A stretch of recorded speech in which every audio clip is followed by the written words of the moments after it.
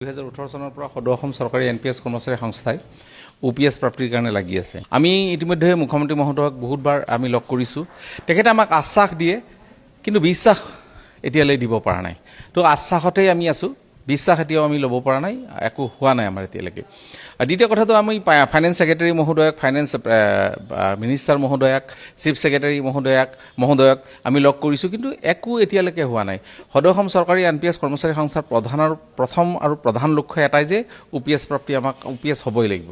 তে এতিয়া কথাটো হ'ল কেনেকুৱা জানেনে, আমি বিচাৰি আছোঁ ভাত, আমাক দি চিনেমা দেখাবৰ কাৰণে খুজি আছে। এইকাৰণে কথাটো কৈছোঁ, আমি এনপিএছৰ পৰা ওপিএছ পাবলৈ বিচাৰি আছোঁ। এতিয়া গভমেণ্টে কি কৰিছে, চেণ্ট্ৰেল গভমেণ্টৰে পতা মানে একে অনুসৰণ কৰিছে তেওঁলোকে, যে ইউপিএছ নামৰ আন এটা ব্যৱস্থা উলিয়াই দিছে। ইউপিএছটো আমি বিচাৰা নাই, আমি কি বিচাৰিছিলোঁ, আমি বিচাৰিছিলোঁ ওপিএছ। চ' OPS যিখিনি সুবিধা আছে আমি সেইখিনি দিলে হ'ল। ইউপিএছ নিবিচাৰা বস্তু এটা তেওঁলোকে দি আছে। নৰ্থ ইষ্টৰ 8খন আপোনাৰ ষ্টেটৰ পৰা সকলোবিলাক এমপ্লয় আহিছে।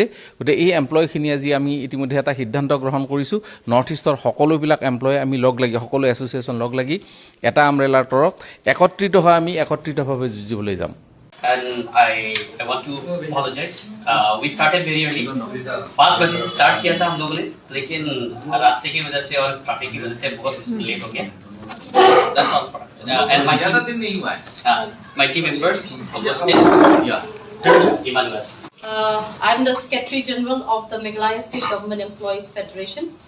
With me, there are other leaders from different districts of Meghalaya who are here to represent our state and who are here for our common agenda, that is restoration of the old pension scheme, led by front leaders from Assam. So from Meghalaya, we bring greetings and we bring support and well wishes to all leaders present here today. Thank you.